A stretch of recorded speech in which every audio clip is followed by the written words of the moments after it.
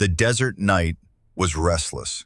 Forward Operating Base Ironclad sat like a scar on the New Mexico wasteland, a collection of concrete bunkers and sandbag walls that had seen too many rotations, too many wars that never made the news.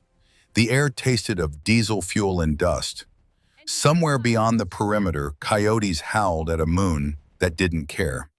Inside the base, men moved with a particular exhaustion that comes from fighting an enemy you can't see until it's too late. SEAL Team Hammer had returned 90 minutes ago.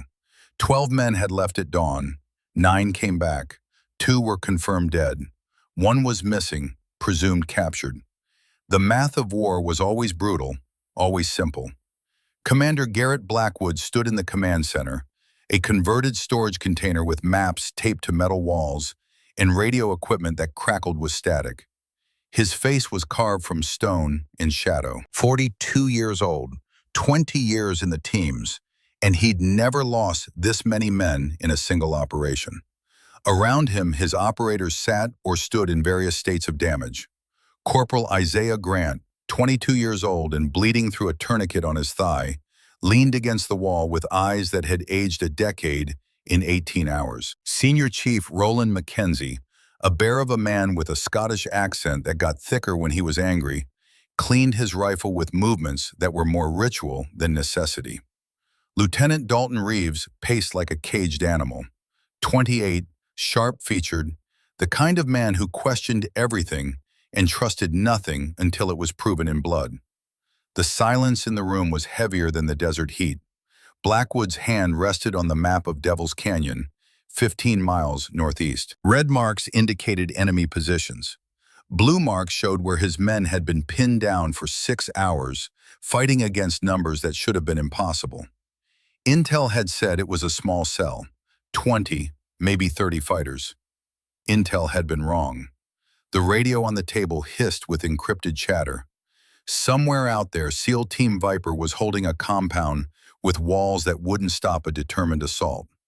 8 men, 4 wounded, and an enemy that had learned patience. Team Viper's leader was Lieutenant Harlan Cross, a man Blackwood had trained with years ago. Cross was steady under fire, the kind of operator who'd hold a position until the walls came down around him. His last transmission had been clipped, professional, but Blackwood heard the strain beneath it. Viper holding, ammunition critical, request immediate air support. That had been 20 minutes ago. No air support had come. Blackwood looked up. His eyes swept the room. 40 people, mechanics, communications specialists, medics, logistics personnel. The kind of men and women who kept a forward operating base running, but rarely saw combat. His voice cut through the room like a blade through water. Any combat pilots here? The question hung in the air for 3 full seconds. Heads turned, eyes met. Men glanced at each other with the universal expression that meant the answer was no. A radio operator shook his head. A medic looked down at his boots. The base chaplain, who'd been standing quietly in the corner, offered nothing but a sympathetic grimace. Blackwood felt the answer before anyone spoke it. They had armor. They had ammunition. They had the finest warriors the United States had ever produced. But they didn't have the one thing that could change the geometry of the fight. They didn't have air support. And then, from the back of the room, there was movement. Not dramatic, not sudden, just the quiet scrape of a boot against concrete. A figure stood from where she'd been half hidden behind a stack of equipment crates. She was maybe 5'7", dressed in battle dress utilities that were smeared with hydraulic fluid and engine grease. Her sleeves were rolled to the elbows. Her hair was pulled back in a tight ponytail that hadn't seen a mirror in days. An Air Force patch clung to her shoulder, faded but unmistakable. She didn't announce herself, didn't call attention. She simply stood, and in that standing, every eye in the room turned toward her. Blackwood's gaze locked onto her face. She was maybe 34, with the kind of features that would have been called pretty in civilian life, but here just looked worn. There was a small scar above her left eyebrow. Her hands, visible at her sides, were stained with oil and marked with small burns. "I can fly," she said. Her voice was quiet, steady. It didn't waver under the weight of 40 people staring at her.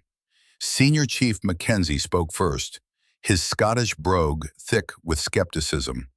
"Ma'am, with all due respect, you look like you fix radios, not fly gunships."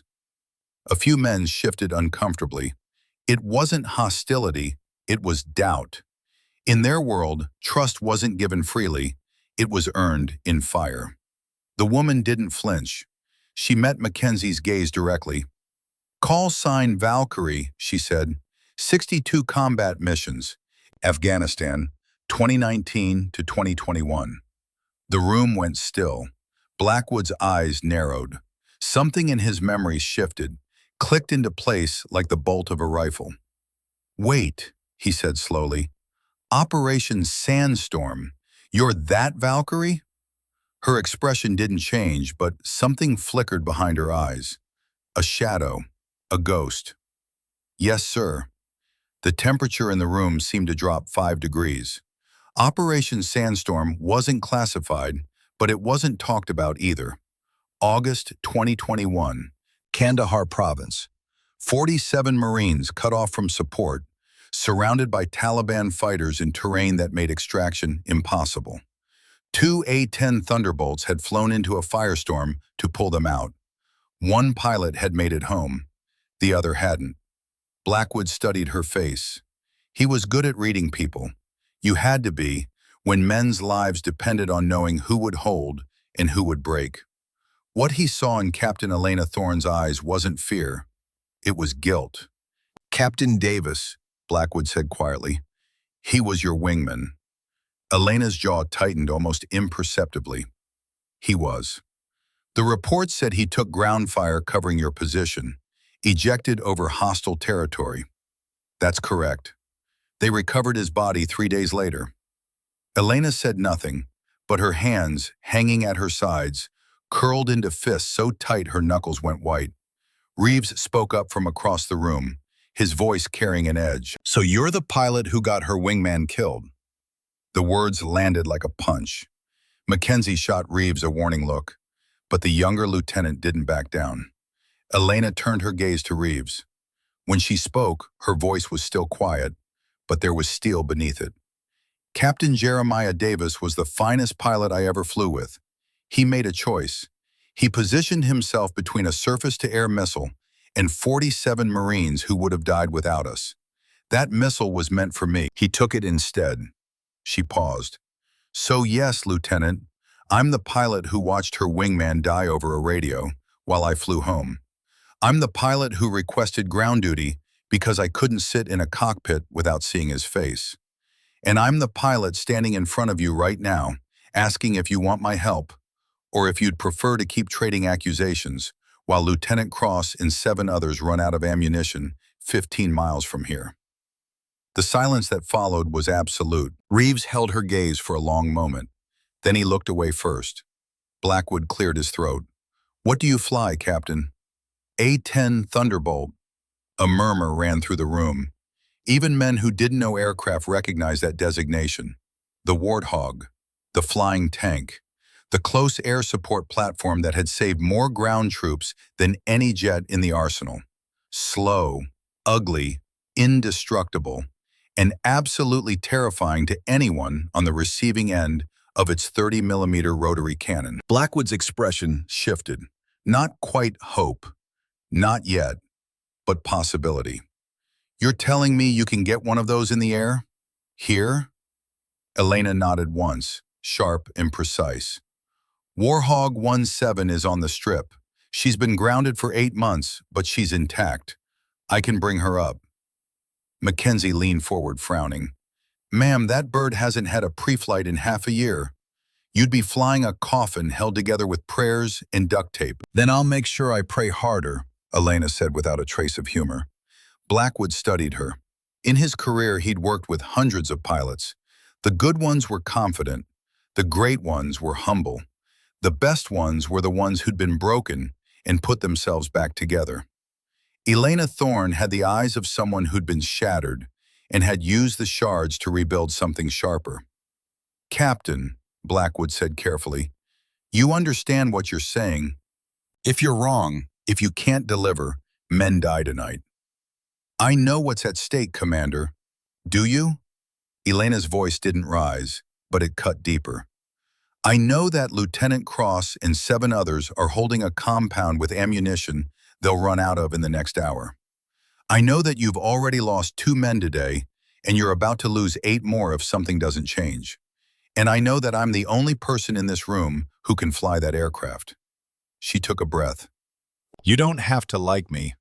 You don't have to trust me. You just have to decide whether you want to keep standing here or give me 90 minutes to prove I can do what I say. Blackwood looked at her for a long moment. Then he looked at Mackenzie, at Reeves, at the other operators who'd fought their way back from hell. He looked at the map, at the red marks that represented an enemy closing in. Finally, he nodded. Show me the bird. The night air hit them like a furnace as they stepped outside. Elena led the way across the tarmac, her boots crunching on gravel. Behind her, Blackwood and 4 of his operators followed in silence. Reeves walked with his arms crossed, skepticism radiating from him like heat. Mackenzie moved with the careful gait of a man who'd been shot too many times to trust easy promises. The runway stretched ahead, barely lit by scattered flood lamps that cast long shadows across the desert floor. At the far end, beneath camouflage netting that fluttered in the wind, sat the silhouette of an aircraft that looked less like a machine and more like a sleeping predator. The A-10 Thunderbolt. Warhog 1-7. Even in the darkness, even motionless, it had presence. The twin engines mounted high on the fuselage, the straight wings designed for low-altitude flight, and protruding from the nose, unmistakable and brutal, the GAU-8 Avenger rotary cannon. A weapon so large the aircraft had essentially been built around it. As they approached, details emerged that made Reeves shake his head. Dust covered the canopy like a burial shroud. The tires were flat. Panels along the fuselage were secured with speed tape rather than proper fasteners. And along the right engine nacelle, clearly visible even in the dim light, were 3 bullet holes that had been marked with red paint but never patched. Jesus, Reeves muttered. This thing's a museum piece. Elena didn't respond. She moved to the nose of the aircraft and placed her hand on the barrel of the cannon, her fingers tracing the cold metal. Blackwood watched her carefully. When's the last time this bird flew? 8 months, Elena said without turning around. November, training exercise went wrong. Took ground fire.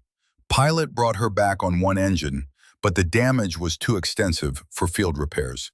She's been waiting for parts that never came. And you think you can make her airworthy in 90 minutes? Elena finally turned to face him. I don't think, Commander. I know. I've been working on this bird every day for the last 3 months. I know every system, every flaw, every shortcut that'll get her airborne. Why? Mackenzie asked. His tone wasn't hostile anymore, just curious. If you're not flying, why spend 3 months fixing a plane you're never going to use? Elena was quiet for a moment. Then she moved to the side of the aircraft, reached up, and opened a small access panel near the canopy. From inside, she withdrew something wrapped in waterproof plastic. She unwrapped it carefully. It was a notebook, small, bound in leather, the edges worn from handling. She opened it to the last page and held it so the seals could see in the dim light. Handwriting. Neat. Precise. Military trained. Elena, if you're reading this, I'm gone. But this bird isn't. She's waiting for you. Fly her one more time. Bring them home. Davis, July 4th, 2021. The date had been written 2 days after Operation Sandstorm. Elena's hand trembled slightly as she closed the notebook. I fixed this plane, she said quietly, because Captain Davis asked me to, and because I owe him at least that much. No one spoke. The wind moved across the runway, carrying with it the smell of sage and distant gunfire. Finally, Blackwood nodded. What do you need? Crew Chief Thompson, hydraulic fluid, 90 minutes of nobody asking questions. You've got it. Elena looked at each of the SEALs in turn. Her gaze lingered on Reeves. I'm going to bring your men home, Lieutenant. I don't care if you believe me or not, but by 01:15 hours, this bird will be in the air. Reeves held her stare. Then slowly he gave a single nod. It wasn't trust, but it was a start. Thompson arrived 10 minutes later. He was 60 years old with hands that looked like they'd been carved from oak and a face that suggested he'd seen every type of aircraft malfunction God had ever invented. When Blackwood explained the situation, Thompson simply nodded, grabbed his toolkit, and followed Elena to the Warthog without a word. The SEALs watched from a distance as the two of them went to work. Elena moved with a precision that spoke of muscle memory. She climbed the access ladder, popped panels, checked connections. Thompson worked the ground systems, hydraulics, fuel lines, electrical systems that had been dormant for months. 23:30 hours. Inside the command center, new intel was coming in. An intelligence officer, pale and sweating despite the air conditioning, approached Blackwood with a tablet. Sir, we've intercepted enemy communications. The force at Devil's Canyon, it's not a cell. It's a coordinated assault. We're looking at 200 plus hostiles, maybe more. Blackwood's jaw tightened. Command? Colonel Khalid al-Mazari. The name meant nothing to most of the room, but to the intelligence officer, it meant everything. Sir, al-Mazari is former Iraqi Air Force, trained in Russia. He's been operating in this region for 8 months. In that time, he's shot down 4 NATO aircraft using surface-to-air missiles. He specializes in hunting A-10s. Blackwood felt ice slide down his spine. How? He studies tactics, learns flight patterns. He's turned anti-air warfare into a science. The intelligence officer pulled up grainy footage on the tablet. A nighttime engagement, an A-10 caught in the crosshairs of a missile system. The moment of impact, the fireball. Al-Mazari doesn't just shoot down planes, sir. He waits for them. He baits them. And when they commit to a gun run, he kills them. Blackwood stared at the screen. Then he looked out the window toward the runway, where Elena Thorne was working under floodlights, trying to resurrect a dead aircraft. Does she know? Not yet. Blackwood closed his eyes, opened them. I'll tell her myself. Midnight came and went. Elena's hands were black with grease. Her shirt was soaked through with sweat. But the Warthog was coming alive. Thompson had replaced 3 hydraulic lines. Elena had rebooted the avionics suite using a workaround that involved bypassing 2 burned-out circuit boards. The fuel system, which had been contaminated with sediment, was flushed and refilled. At 00:10 hours, Elena climbed into the cockpit. The seat was exactly as she'd left it 8 months ago. The same worn padding, the same faint smell of jet fuel and fear. She strapped in. Her hands found the controls without thinking.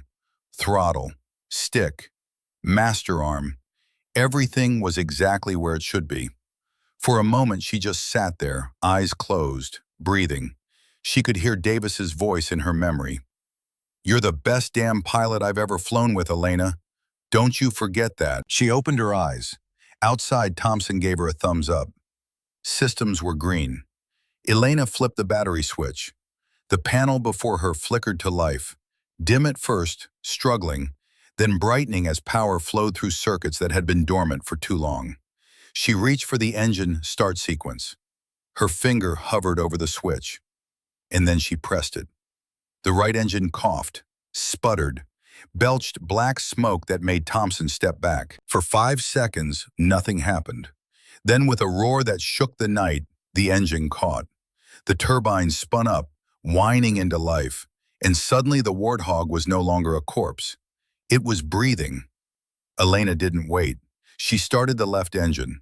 This one came easier, coughing only twice before settling into a steady growl.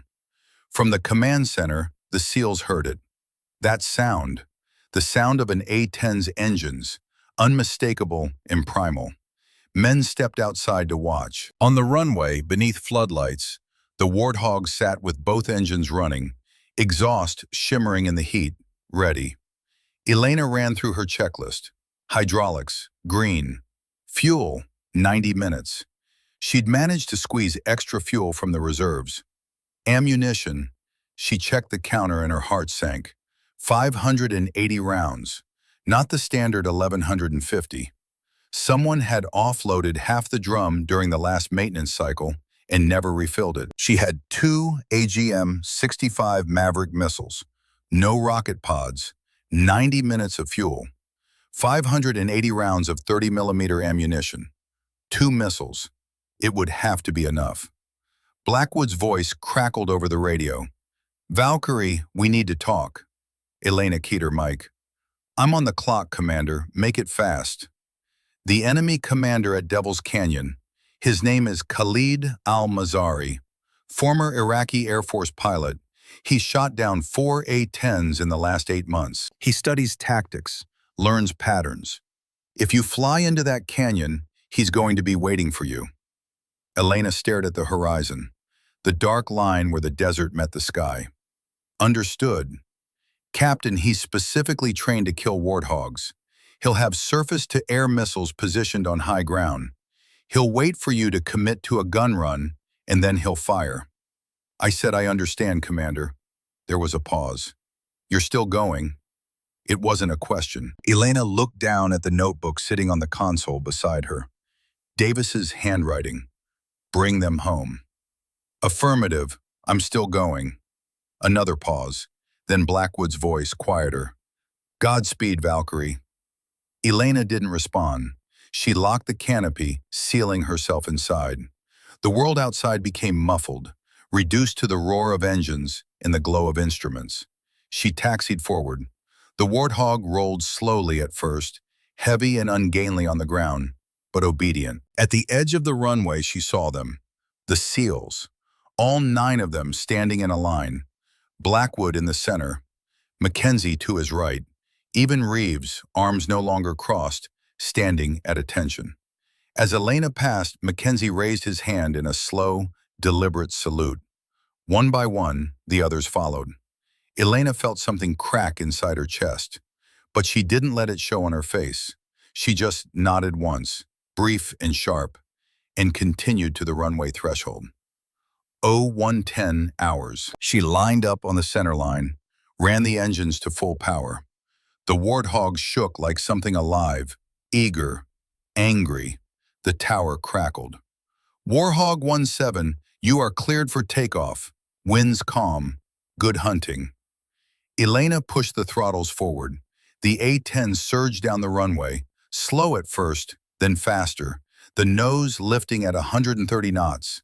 The wheels left the ground and the desert fell away beneath her. She climbed into the night sky, alone, with half the ammunition she needed and an enemy who knew exactly how to kill her. Behind her, on the ground, Blackwood stood watching until the Warthog's lights disappeared into the darkness. Reeves stepped up beside him. "Sir, you really think she can pull this off?"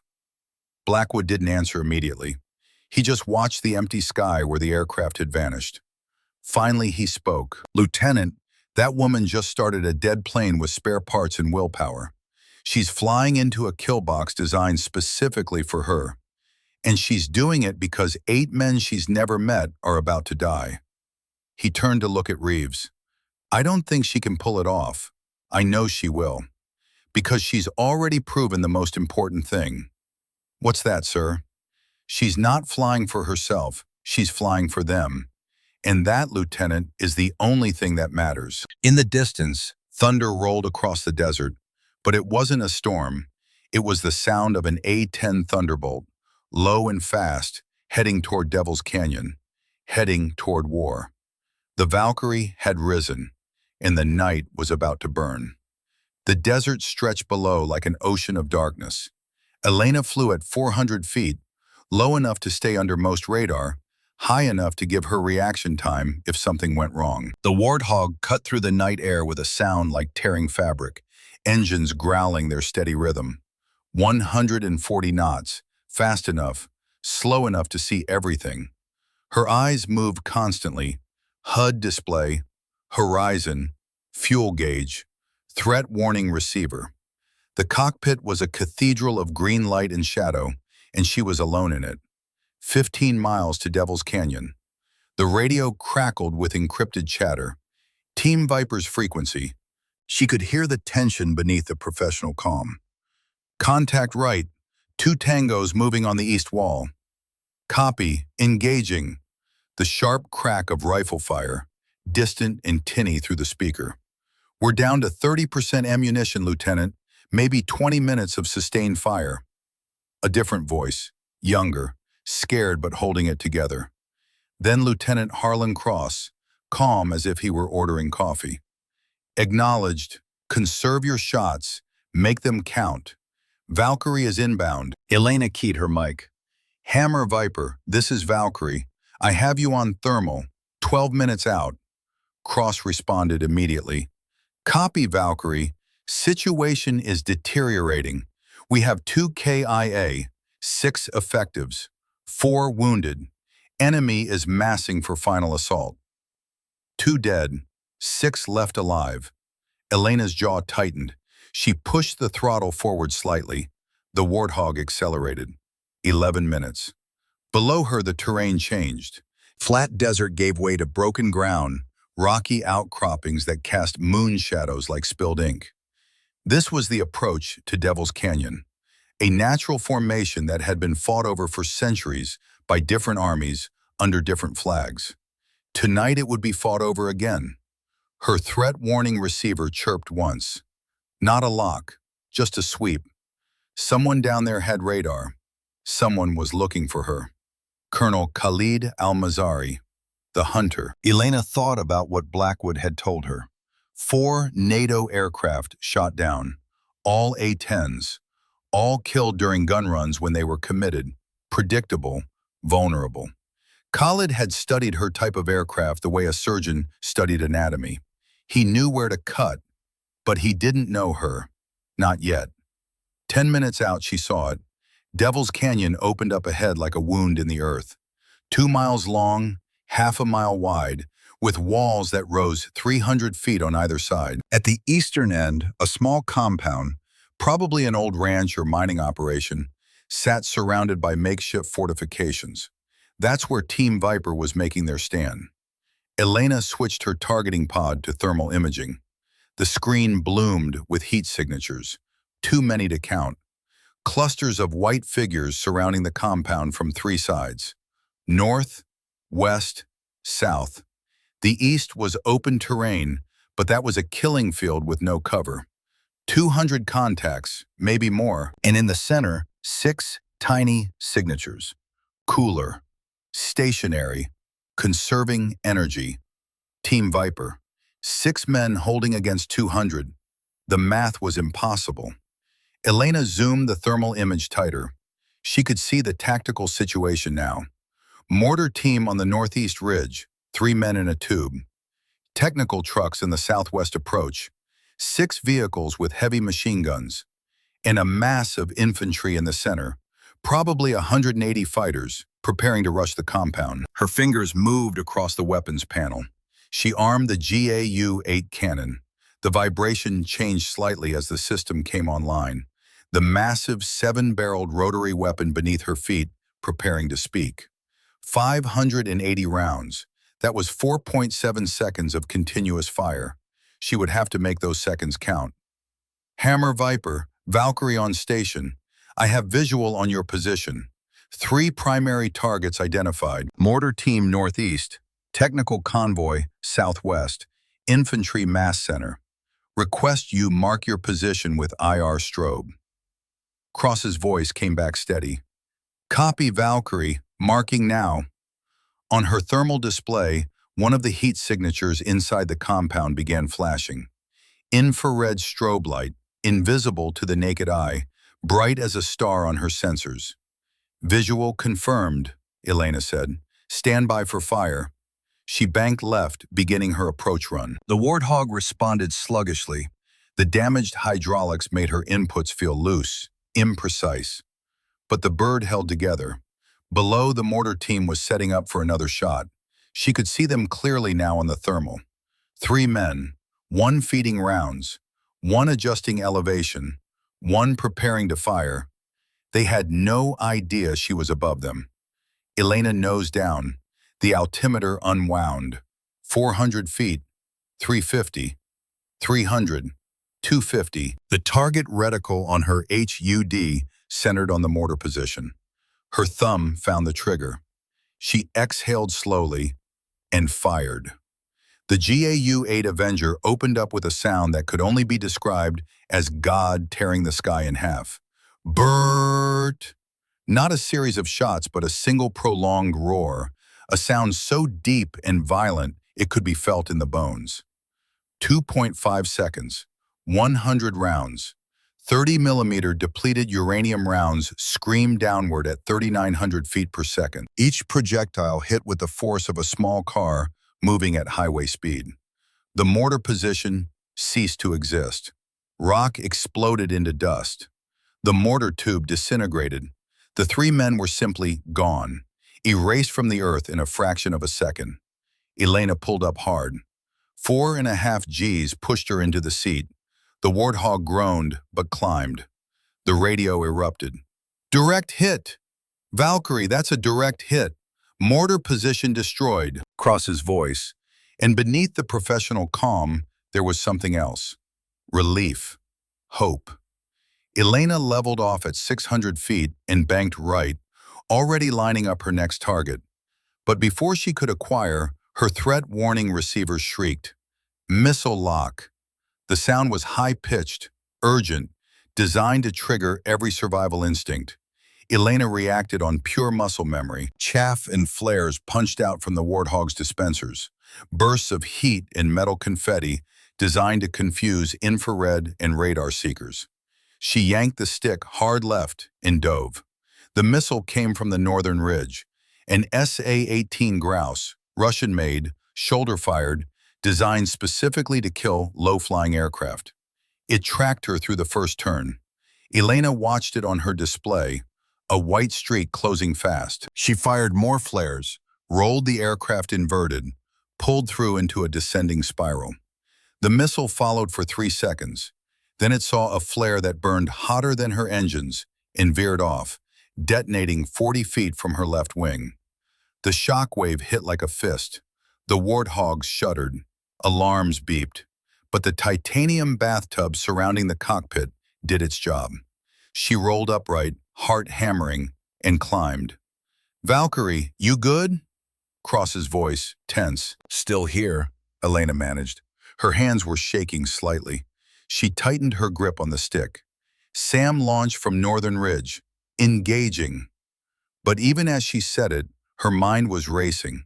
That missile had been waiting, positioned, ready. Khalid al-Mazari had known she would come, had known she would target the mortar team first, had positioned his surface-to-air missiles accordingly. He had studied her tactics, and he'd been right. The realization sent ice through her veins. He knows how I fly. She keyed her radio to a different frequency. Base operations. The intelligence officer. Ironclad intel, Valkyrie. Requesting immediate analysis. Enemy SAM positions, how many? The reply came back 30 seconds later. Valkyrie, Ironclad. Signal intercepts suggest 2 SAM teams. Repeat, 2 teams. 4 missiles total. Wait 1, we're translating captured radio traffic. Elena circled at 800 feet while she waited, watching the canyon below. The enemy infantry was still massing. They hadn't committed to the assault yet. They were waiting for something. Waiting for her to make another predictable gun run. The intelligence officer came back on the radio. His voice was tight. Valkyrie, translation complete. Enemy commander Khalid to SAM-2. Quote, she flies aggressive, low altitude, predictable gun runs, same as Sandstorm. End quote. Valkyrie, he studied your previous missions. He's anticipating your tactics. Elena closed her eyes for half a second. Operation Sandstorm. Of course, that mission had been widely documented. After-action reports, helmet cam footage. Khalid would have had access to all of it through Russian or Iranian intelligence networks. He knew her playbook. Every gun run she'd made in Afghanistan, he'd watched. Every attack pattern, every approach angle, every evasive maneuver. He knew her as well as she knew herself. For a moment, doubt crept in, cold and insidious. If he knows my tactics, how do I beat him? Then she thought about the 6 men on the ground, Cross and 5 others, running out of ammunition, waiting for her to save them. She thought about Davis, who'd taken a missile meant for her. The doubt crystallized into something harder. If he knows my old tactics, then I'll give him new ones. Elena keyed her mic. Hammer Viper, Valkyrie, change of plan. I need you to designate targets for me. Cross responded, confused. Designate? We don't have a laser designator. Your rifle optic, PEQ-15 laser. You can paint targets with it. I'll lock onto the reflection with my Mavericks. Standoff engagement. I won't have to commit to low gun runs.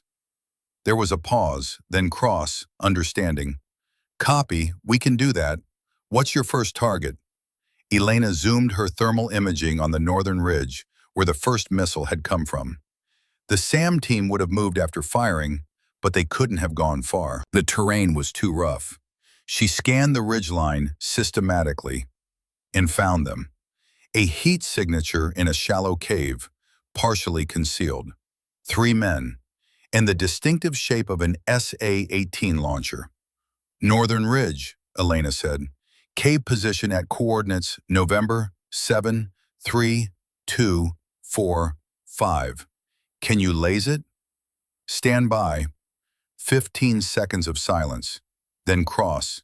Lasing now.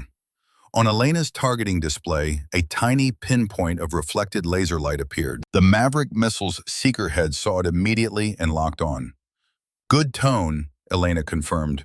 Missile away. She pressed the release. The AGM-65 Maverick dropped from the right-wing pylon, motor ignited, and accelerated toward the cave. Elena counted. 18 seconds of flight time at this range. She watched the thermal display. The missile was a white streak. Then it disappeared into the cave entrance. 1 second. 2 seconds. The cave lit up like a camera flash. Not just the missile explosion. Secondary detonations. The SAM team's remaining missiles cooking off in the confined space. The entire ridgeline shuddered. Rock collapsed. When the dust cleared, the cave entrance had been sealed. SAM Team 1, eliminated. Splash 1 SAM position, Elena reported. Viper, excellent work. Next target, technical convoy, southwest approach. But even as she said it, the situation below changed. The enemy infantry began moving. Not the full assault. A probing attack. 40 fighters rushing the compound from the west, trying to exploit the gap left by the destroyed mortar team. On the radio, she heard Team Viper engage. The distinctive crack, crack, crack of M4 rifles, then the deeper thump of a grenade launcher. Contact west, multiple tangos 40 plus. Conserve ammo, aimed shots only. The thermal display showed the enemy fighters advancing in a loose skirmish line, using cover, moving with discipline. These weren't untrained insurgents. These were experienced fighters. And Team Viper was about to be overwhelmed.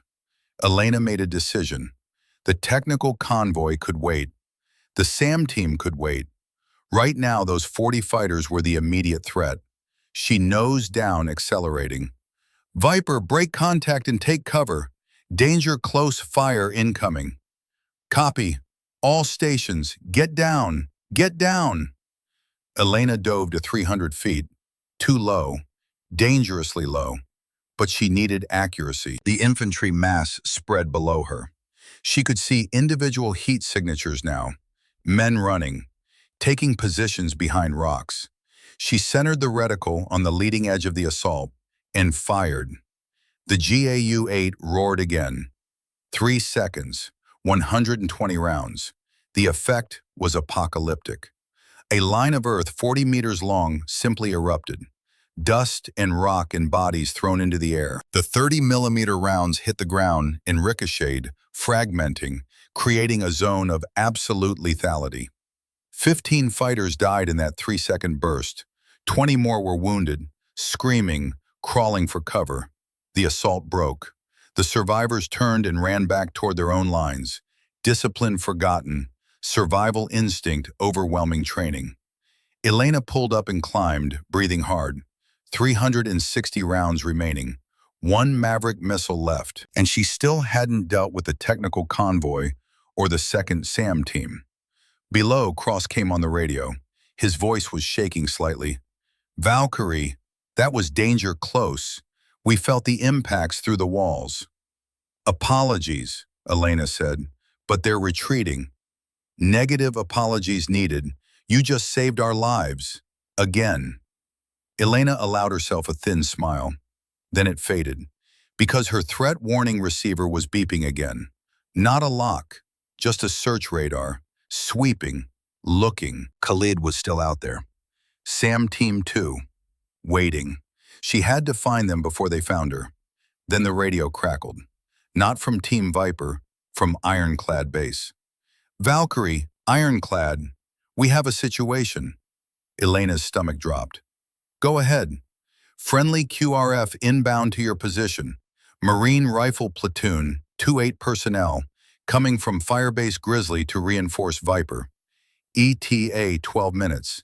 But we've intercepted enemy communications. Hostile convoy moving to intercept them at Route Scorpion. 15 vehicles, 100+ fighters. If that convoy reaches the highway first, our QRF walks into an ambush." Elena looked at her fuel gauge. 54 minutes remaining. She looked at the thermal display. Team Viper was holding, barely. She looked at the map. Route Scorpion was 11 miles northwest. If she left now, she could intercept the enemy convoy before it reached the highway. But that meant leaving Team Viper unprotected, leaving Cross and 5 others to face 200 enemies alone. The radio crackled again. Cross's voice. He'd been listening to the same frequency. He knew what she just heard. "Valkyrie," he said quietly, "how long can you stay on station with us?" Elena didn't answer immediately. She thought about the math. 6 men here, 28 men at Route Scorpion, 34 lives total. She thought about what Davis would say, what Davis would do. Then she thought about what the right answer was, regardless of what it cost her. "Viper, I'm redirecting," she said. The words tasted like ash. "You'll have to hold." Silence on the radio. Long enough that she thought Cross might argue. Then his voice came back accepting. "Copy, Valkyrie. We'll hold. Do what you have to do." Elena's hand trembled on the stick. She banked the Warthog northwest, away from Devil's Canyon, toward Route Scorpion, away from the 6 men she'd promised to protect. The cockpit felt colder, emptier. She keyed her mic one more time. "Viper, I'll be back, I promise. 20 minutes. Hold for 20 minutes. Cross didn't respond. The Warthog flew northwest at maximum speed, 380 knots. The engines screamed. Fuel burned at an alarming rate. 48 minutes remaining. Elena's mind raced through the geometry of the problem. Route Scorpion was 11 miles. At this speed, she'd arrive in less than 2 minutes. The enemy convoy was moving at maybe 40 miles per hour on rough terrain. If she was fast enough, she could hit them before they reached the highway. Before they ambushed 28 Marines who had no idea they were walking into hell. But that meant leaving 6 men to die. Unless she could do both. Unless she could save everyone. The thought was arrogant. Impossible. She was one pilot in a damaged aircraft with half ammunition and limited fuel. But she was also the only chance any of them had. Elena pushed the throttle to maximum. The Warthogs shuddered but responded, straining every bolt and rivet. The desert blurred below. And then she saw it. Route Scorpion, a dirt highway cutting through the wasteland. And moving along it, headlights barely visible, a convoy of 15 trucks and technical vehicles. The enemy, 100 fighters, maybe more, armed with heavy machine guns, RPGs, small arms, heading directly toward the unsuspecting Marines. Elena checked her ammunition counter. 360 rounds. That was 4.5 seconds of fire. Not enough to destroy 15 vehicles. Not nearly enough. But she didn't need to destroy them all. She just needed to stop them. Elena armed the GAU-8 and began her dive. The convoy saw her too late. By the time the first technical truck opened fire with its mounted machine gun, Elena was already committed. She lined up on the center of the convoy. Not the lead vehicle, not the rear, the center. Maximum damage, maximum chaos. Her thumb found the trigger, and she fired everything she had left. 4.5 seconds of hell, 360 rounds of 30-millimeter depleted uranium hatred screaming downward at nearly 4,000 feet per second. The result was catastrophic. 8 trucks exploded simultaneously. Fuel tanks ruptured. Ammunition cooked off. Bodies were thrown into the air like rag dolls. The road itself disintegrated, leaving a crater 40 meters long. The survivors, those in the vehicles that hadn't been destroyed, panicked. Some trucks tried to reverse. Others veered off the road and got stuck in sand.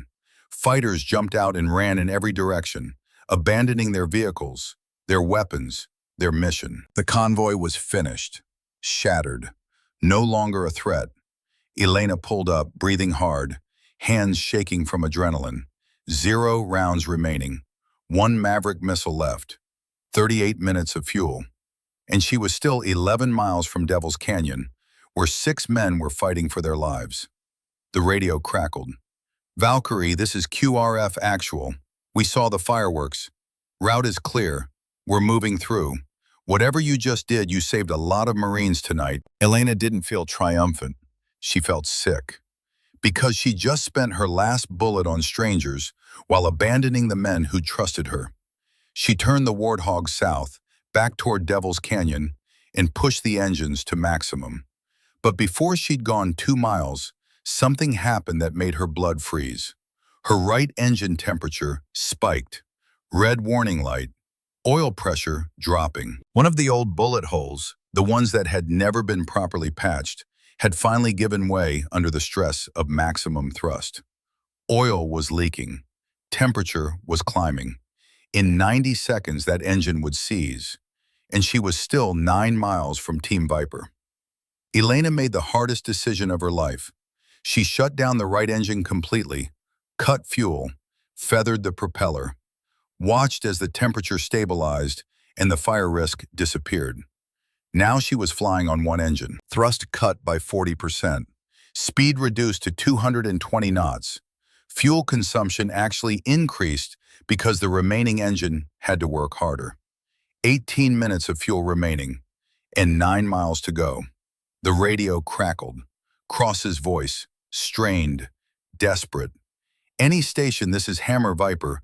We are being overrun. Repeat, we are being overrun. Multiple breaches. Hand-to-hand in the compound. If anyone is listening, we need help now." Elena stared at the distance indicator. 8 miles.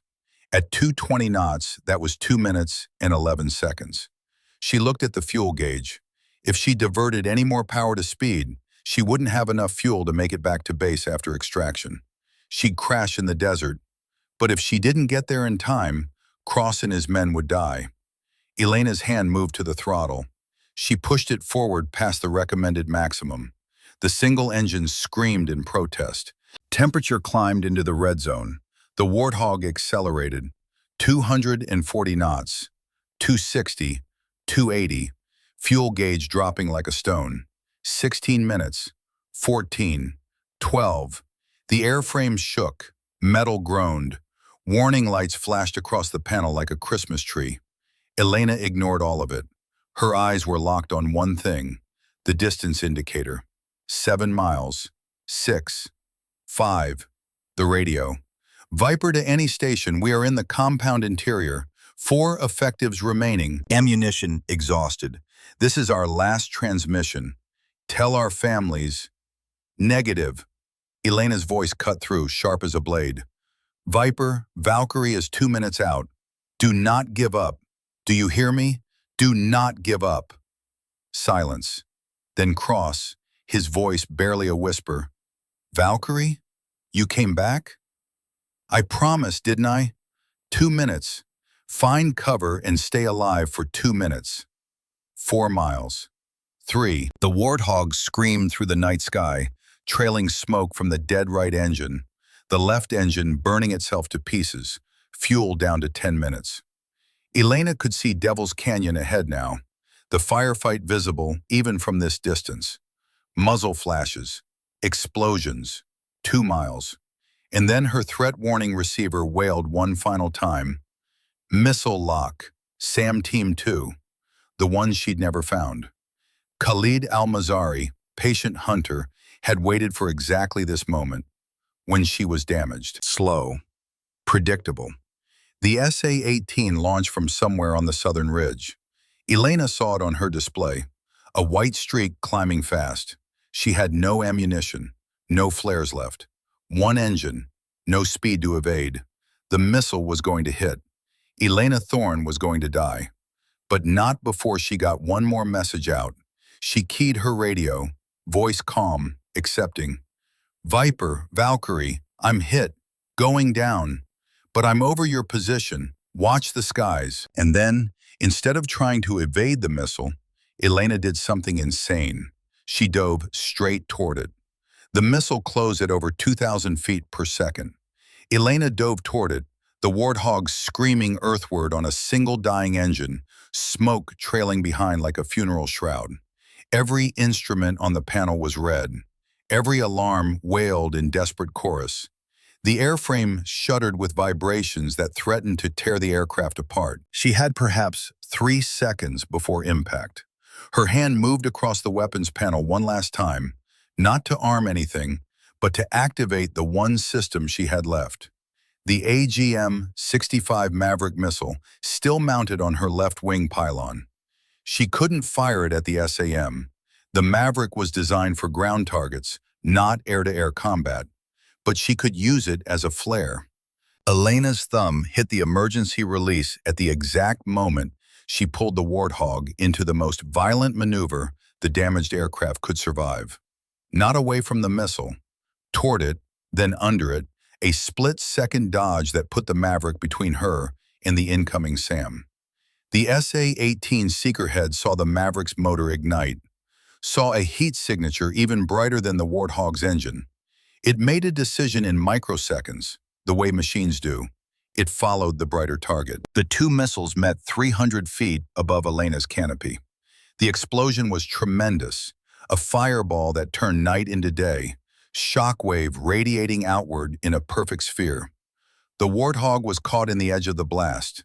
The canopy cracked further. Metal panels tore loose. The left wing bent upward at an angle that defied physics. But the aircraft held together. Because A-10s were built to take punishment and keep flying. Elena fought the controls as the Warthog tumbled through the shockwave. Altitude unwinding. 200 feet, 150, 100. The ground rushed up to meet her. She pulled back on the stick with both hands, every muscle straining. The nose came up, degree by agonizing degree. 50 feet, 40, 30. The Warthog leveled off at 20 feet above the desert floor, so low she could see individual rocks in her landing lights. She'd survived, but she wasn't celebrating, because now she had zero ammunition, zero missiles, one engine running on fumes, and 8 minutes of fuel remaining, and 6 men on the ground were still fighting for their lives. Elena looked down at Devil's Canyon as she flew over it. The thermal imaging showed the truth in stark detail. Team Viper's compound was breached, 80 enemy fighters inside the walls, 4 heat signatures that had to be crossed, and the remaining SEALs, backed into a single structure, surrounded. She had no weapons to help them, but she had something else. She had an A-10 Thunderbolt, and sometimes the weapon wasn't the gun, it was the fear. Elena keyed her radio. Viper, still alive, going in dry. Mark your position and take cover. Cross responded immediately, his voice hoarse. Valkyrie, you can't help us without weapons. Save yourself. Get out of here. Negative. Get down and stay down. That's an order. She didn't wait for his response. Elena pushed the throttle forward one more time. The single engine, already operating beyond its limits, somehow found more power. The temperature gauge climbed past every red line into zones that shouldn't exist. The Warthog accelerated to 340 knots, and Elena aimed it directly at the massive enemy fighters swarming the compound. She dropped to 100 feet, 50, 25. The engine noise became a roar that shook the canyon walls, a mechanical scream that sounded like the end of the world. The enemy fighters below looked up and saw death itself bearing down on them. Elena flew straight over the compound at 20 feet, the Warthog's shadow blocking out the moon. The engine roar so loud it drowned out gunfire, so terrifying it bypassed rational thought and struck directly at the primitive brainstem that controlled fear. The effect was immediate. Fighters scattered. Some dropped their weapons. Others dove for cover. 40 men broke and ran toward the canyon walls, convinced they were about to be strafed, that the 30-millimeter cannon was about to tear them apart. Team Viper, inside their structure, heard the roar and understood. Cross shouted to his men, "Now, while they're running!" 4 SEALs emerged from the building, wounded but moving. They fired their last magazines at the scattered enemies. 40 rounds of 5.56 NATO, aim shots, and 28 fighters went down. The survivors ran faster. Elena pulled up and banked hard, circling. She watched on thermal as the enemy formation disintegrated into chaos. She made another pass. Lower this time, 15 feet, fast enough that the wake turbulence knocked men off their feet. More fighters fled. The assault was collapsing. On the ground, Cross and his 3 remaining men sprinted from the compound toward the dry riverbed 600 meters north.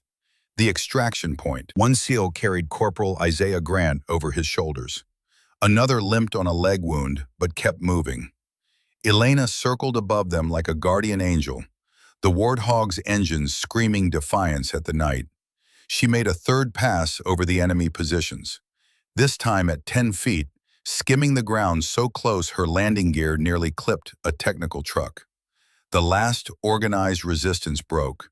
Fighters abandoned their positions and fled into the darkness. Devil's Canyon belonged to the SEALs again. But Elena's victory was short-lived, because on the southern ridge, Colonel Khalid al-Mazari stood beside the ruins of his SAM position, watching the Warthog circle with the eyes of a man who devoted his life to killing American aircraft. He lifted a radio to his lips and spoke in English, on an open frequency he knew she'd be monitoring. "American pilot." Elena's blood went cold. She keyed her mic but said nothing. Khalid continued, his voice calm, almost conversational. "You fly like the woman from Operation Sandstorm. The attack patterns are identical. The courage is the same. You killed my younger brother that day, Captain Rashid al-Mazari. He commanded the convoy your missiles destroyed outside Kandahar. I watched the video of his death, watched him burn." Elena's hands tightened on the controls. "Then you know I don't miss." "You have no weapons," Khalid said. "But I do." On her threat warning receiver, a new tone. Not a missile log, something else. Portable radar, a targeting system. Elena looked down at the southern ridge through her targeting pod. Enhanced thermal. She saw Khalid clearly now, standing in the open, holding something on his shoulder. Another SA-18 Manpads, his last missile, and he was aiming it personally. "You should have stayed grounded, pilot," Khalid said. "You should have stayed broken, but you came back. And now you die like your wingman died, screaming into a radio while fire consumes you." The missile launched, white plume, accelerating, tracking. Elena had perhaps 4 seconds. She looked at her countermeasures panel. 0 flares, 0 chaff, nothing to fool the seeker head. She looked at her airspeed, 220 knots on one engine, not fast enough to outrun the missile. She looked at her altitude, 300 feet, not high enough to dive and gain energy. Below her, on the ground, Cross and his men had stopped running. They stood in the open, watching the Warthog, watching the missile, watching her die. Elena could eject, pull the handle, rocket out of the aircraft and parachute to the ground.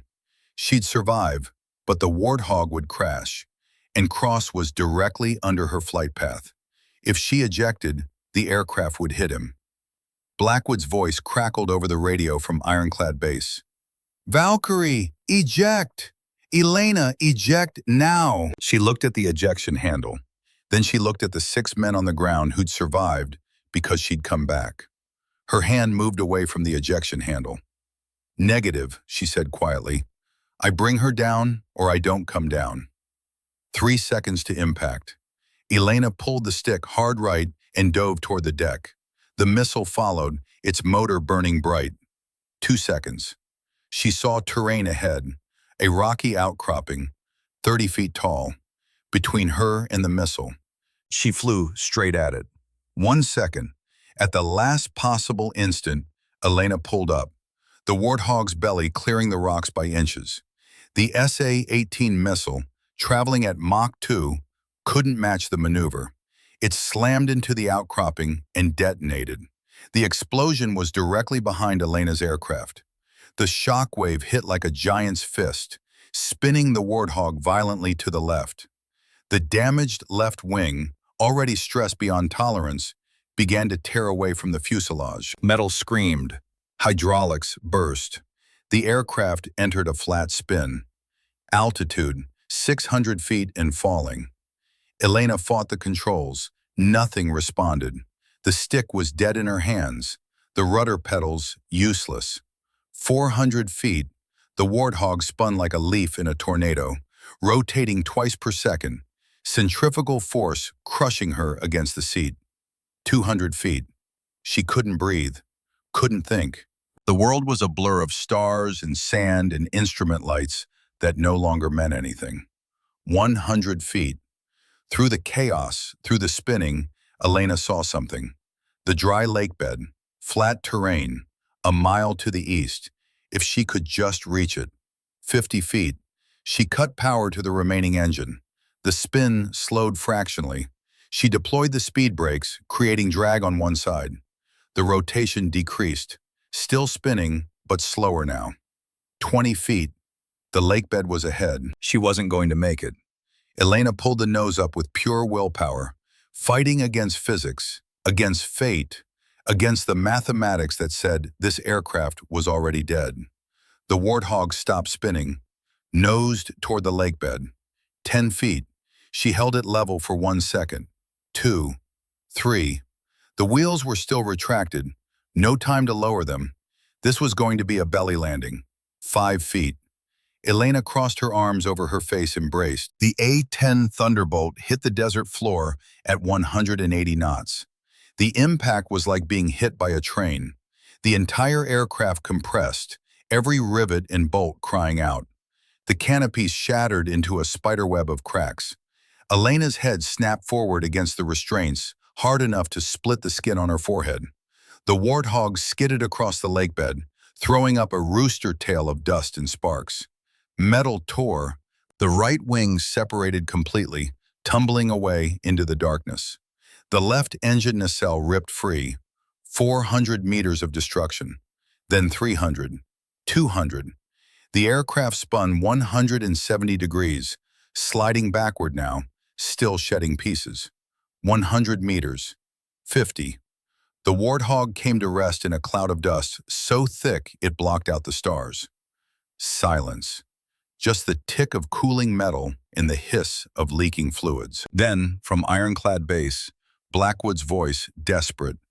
"Valkyrie, Elena, respond." Nothing. "Valkyrie, do you copy?" Still nothing. On the ground 600 meters away, Cross stood frozen, staring at the dust cloud where the aircraft had disappeared. "No," he whispered, then louder. "No!" He started running toward the crash site, leg wound forgotten. The other SEALs followed. Inside the shattered cockpit, Elena hung in her restraints, head down, blood dripping from the cut on her forehead. Her ears were ringing. Her left ankle screamed with pain, probably sprained or broken. Her vision swam in and out of focus. She tried to move her hand. It responded, slowly. She reached up and found the canopy manual release. Pulled. The cracked canopy popped free with a hiss of hydraulics and fell away. Cool desert air rushed in. Elena fumbled with her restraint buckles. Took 3 tries. Her hands weren't working right.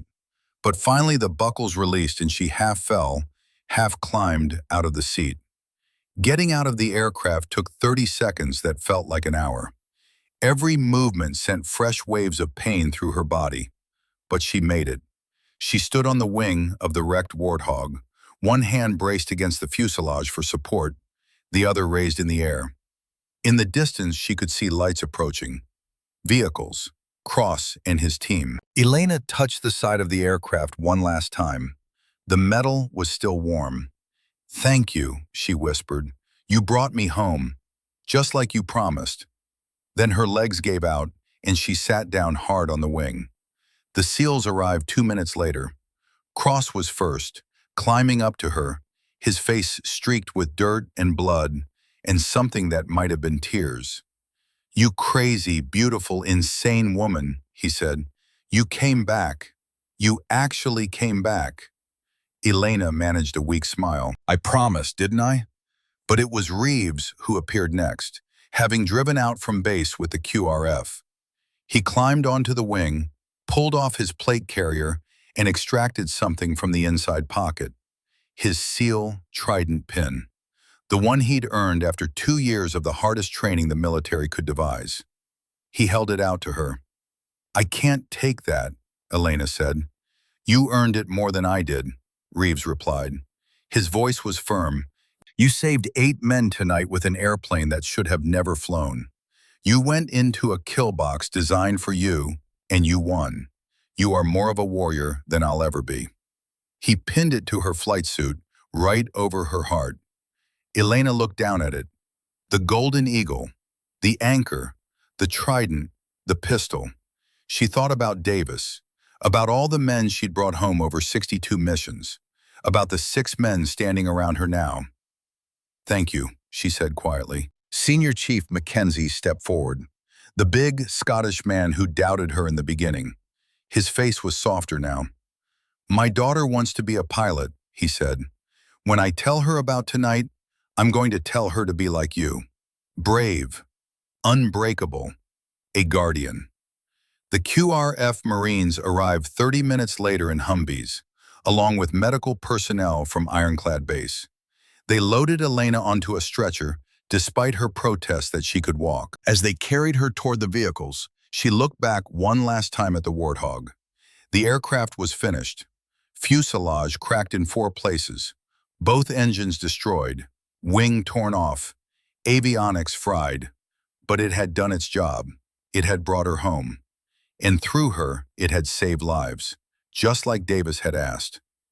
3 days later, forward operating base Ironclad was quieter. The threat at Devil's Canyon had been neutralized. Colonel Khalid al-Mazari had been captured alive by the Marines and was awaiting transfer to a secure facility. Elena sat outside the medical tent in the morning sun, her left arm in a sling, 17 stitches in her forehead, watching as a flatbed truck carried the remains of Warthog 17 away. Crew Chief Thompson walked over and stood beside her. "She's done, ma'am," he said. "Fuselage is cracked clean through. Both engines are scrapped. The airframe's bent past tolerance. She'll never fly again." Elena nodded slowly. "But she brought me home." "That she did." They stood in silence for a moment. Then Commander Blackwood approached, a folder under his arm. "Captain Thorne," he said formally, "Central Command has been briefed on the operation. They've reviewed the after-action reports, the helmet cam footage, the radio intercepts." Elena waited. "They're forming a new unit," Blackwood continued. "Joint Special Operations Air Wing. A-10 pilots trained specifically for high-risk, close air support missions. They want you to lead it." Elena looked up at him. "Sir, I'm grounded. I haven't been cleared for flight duty since—" "You're cleared now," Blackwood interrupted. "As of this morning, full reinstatement, and a promotion to major if you accept the position." Elena stared at the folder he was holding out to her. Inside would be orders. A new assignment, a new beginning. She thought about Davis, about the notebook, about the promise she'd made. Slowly, she reached out and took the folder. "I accept, sir." Blackwood smiled. It was the first time she'd seen him smile. "Outstanding. You report to Nellis Air Force Base in 6 months. They'll have your new aircraft waiting." He saluted. She returned it with her good arm. As Blackwood walked away, Cross appeared. His leg was bandaged, but he was mobile. "So," he said, "you're leaving us. In 6 months. You'll have to manage without me until then." Cross grinned. "I think we'll survive. We've got a guardian angel watching over us now." Elena shook her head. "I'm not an angel, Lieutenant. I'm just a pilot who got a second chance." "No, ma'am," Cross said seriously. "You're Valkyrie, and that means something now. It means when the mission is impossible, and the odds are 0, and everyone else has given up, you're the one who shows up anyway. You're the one who brings people home." He offered his hand. She shook it. "Thank you," he said, "for everything." 6 months later, Nellis Air Force Base, Nevada, January. Major Elena Thorne stood in a massive hangar, looking at 15 brand-new A-10 Thunderbolt II aircraft lined up in perfect formation, each one painted in standard Air Force gray, each one equipped with the latest avionics and weapons systems. But the lead aircraft was different. On its nose, painted in white letters, Valkyrie 2. Below that, smaller, for Captain Jeremiah Davis, KIA, August 15th, 2021, never forgotten. 14 other pilots stood at attention beside their aircraft, women between 24 and 32 years old, graduates of the most rigorous training program the Air Force had ever devised. Elena walked down the line, meeting each pilot's eyes. She stopped at the end and turned to face them. "They're going to doubt you," she said. Her voice carried through the hangar without her having to shout. "Not because you're not good enough, but because you're different from what they expect. They'll look at you and see someone who doesn't fit their mental picture of a warrior." She paused. "The aircraft will fail you. Missions will go wrong. You'll be asked to do things that seem impossible. And there will be moments when you wonder if you made a mistake, if you should have chosen an easier path." Elena looked at each of them in turn. "But if you remember why you fly, to bring warriors home, to be the shield that stands between ground troops and death, to be the guardian that shows up when everyone else has given up, then nothing can ground you, not doubt, not fear, not impossible odds." She touched the seal trident pin on her chest. "You are Valkyries now, all of you. That's not just a call sign, it's a promise. When someone calls for help, we answer. When someone is in danger, we fly into the fire, and we bring them home, always." The pilot stood straighter. Something had changed in the hangar. An understanding had passed between them. Elena walked to her aircraft, climbed the ladder, paused at the canopy and looked at Davis's name painted on the fuselage.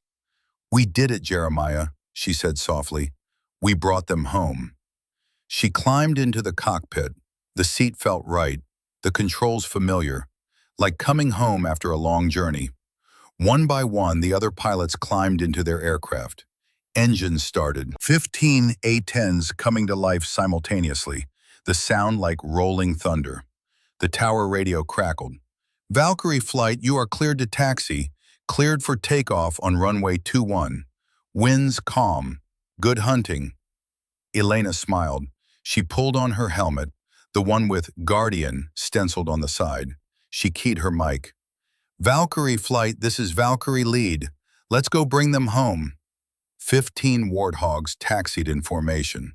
15 warriors ready to face whatever came next. They took off one by one, climbing into the Nevada sky, disappearing into the sun. On the ground, Commander Blackwood stood watching with Senior Chief Mackenzie and Lieutenant Reeves beside him. "Think they're ready?" Mackenzie asked. Blackwood was quiet for a moment, then he nodded. "They learned from the best, and the best taught them that it's not about being fearless. It's about being willing to fly into the fear anyway. for the right reasons. He watched until the last A-10 disappeared into the distance. "Yeah," he said, "they're ready." In a cell at a secure military facility, Colonel Khalid al-Mazari sat on a metal bunk, staring at a photograph he'd been allowed to keep. Two young men in Iraqi Air Force uniforms, smiling. Brothers. Before the wars. Before the loss. An American intelligence officer sat across from him. "You could have escaped after you fired that last missile," the officer said. "Your men scattered. We didn't catch you for 3 hours. Why did you stay?" Khalid was silent for a long time. Then he touched the photograph, his brother's face. "Because I had to see if she survived," he said quietly. "The American pilot, Valkyrie." "Why?" Khalid looked up. His eyes were tired, old. "Because she is what I failed to become. A pilot who flies not for glory or revenge or pride, but for those on the ground who cannot save themselves. Even my brother, if he could see what she did that night, would have respected her." He placed the photograph face down on the bunk. "Tell me," he said, "did she survive the crash?" The intelligence officer considered the question, then nodded. "She did, and she's flying again." Khalid closed his eyes. A ghost of a smile crossed his face. "Good," he said. "The sky needs warriors like her. I am glad I did not kill her. The world is better with guardians in it." The officer left him alone with his thoughts. Outside, the sun was setting. Somewhere in the distance, aircraft engines could be heard. Training flights, pilots learning their craft, preparing for wars that might never come, or might come tomorrow. And among them, flying higher and faster than the rest, a formation of A-10 Thunderbolts.